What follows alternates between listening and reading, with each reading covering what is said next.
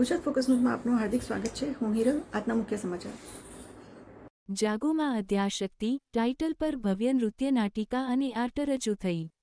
અમદાવાદમાં શહેરના પંડિત દીનદયાળ ઓડિટોરિયમમાં રામકૃષ્ણ મઠ લેખંબા અને સાઈ આર્ટ ફાઉન્ડેશનના સંયુક્ત ઉપક્રમે 1 માર્ચ 2026ના રોજ જાગોમાં અદ્યાશક્તિ ટાઇટલ પર ભવ્ય નૃત્ય નાટ્ય પ્રસ્તુતિનું આયોજન કરવામાં આવ્યું।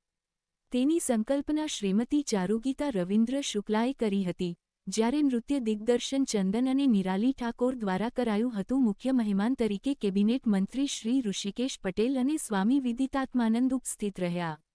આપડન્સ પ્રસ્તુતિની સાથે મીનુ શુક્લા, તૃપ્તિ દવે, મનીષ મોદી, હિમાલી શાહ, ચિન્મયી શુક્લા સહિતના કલાકારોએ પોતાના પેઇન્ટિંગ ડિસ્પ્લે કર્યા હતા।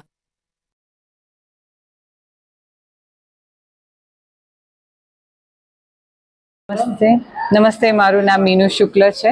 હું અમેરિકાથી આવી છું અહીંયા ખાસ આ પ્રોગ્રામ માટે। હું એક સંસ્થા ચલાવું છું, સાઈ આર્ટ્સ ફાઉન્ડેશન કરીને, અને અમારો ઉદ્દેશ્ય એ છે કે અમે આધ્યાત્મિક અને કલાને નો વારસો જાળવી રખાય એના માટે જેટલા બનતા પ્રયત્નો કરીએ એ કરવાનો પ્રયત્ન કરીએ છીએ। એમાં ખાસ અમે ખૂબ આભારી છે તૃપ્તિજી જેવા મહાન કલાકાર આ એક પ્રોગ્રામમાં જોડાયા એ અમારા માટે ખૂબ જ ભાગ્યની વાત છે।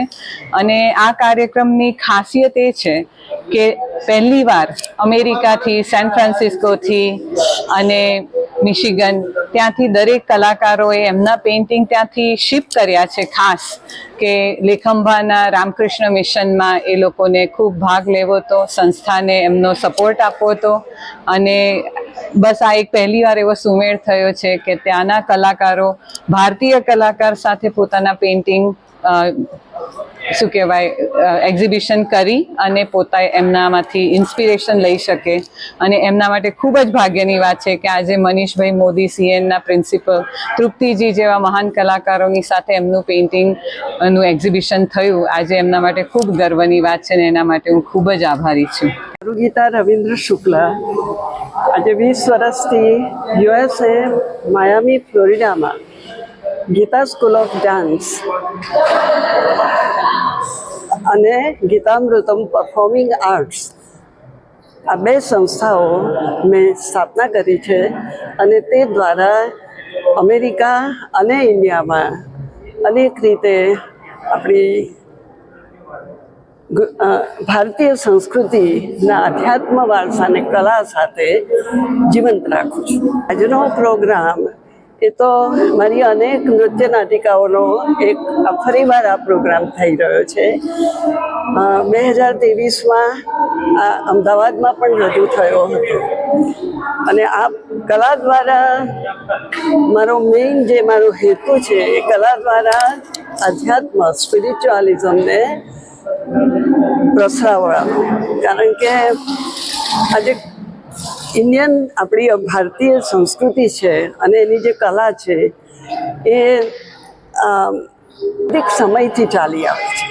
અને આજે અત્યારે કોમર્શિયલ અને એનું આખું જુદું જ સ્વરૂપ અહીંયા પ્રગટ થઈ રહ્યું છે।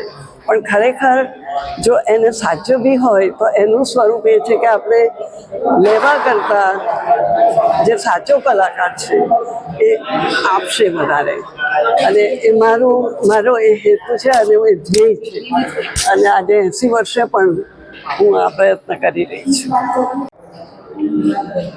જાગોમાં આદ્ય શક્તિ એનો પણ એ જ અત્યારે એટલી બધી નેગેટિવિટીઝ દુનિયામાં પ્રસરી રહી છે કે અત્યારે ખૂબ જ જરૂરી છે કે માં જેવી એનર્જી, શક્તિઓ જાગે અને સંસારને જગાડે।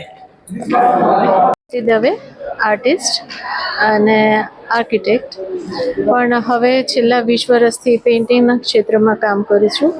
ઘણા અલગ અલગ મીડિયમમાં કામ કરું છું અને મારો સ્ટુડિયો અમદાવાદ છે અને બહાર લગભગ 33 જેટલા સોલો શો કર્યા છે। અહીંયા મીનુબેન શુક્લાનો જે ધ્યેય છે, જે ભારતની સંસ્કૃતિ અને ભારતની કલાને એક ભેગો કરવાનો, એમાં તો બધા કલાકારોનો સપોર્ટ હોય અને એમાં મારો વિશેષ। એન્ડ મારા અહીંયા 2 ગણપતિના પેઇન્ટિંગ લાગ્યા છે, એક્રેલિકમાં કામ કરેલું છે। પણ ખાસ કરીને મીનુબેનને હું ખૂબ ધન્યવાદ આપીશ, અને એ આવું ને આવું કામ કરતા રહે અને બધા કલાકારોને એક પ્લેટફોર્મ આપ્યું છે અમને.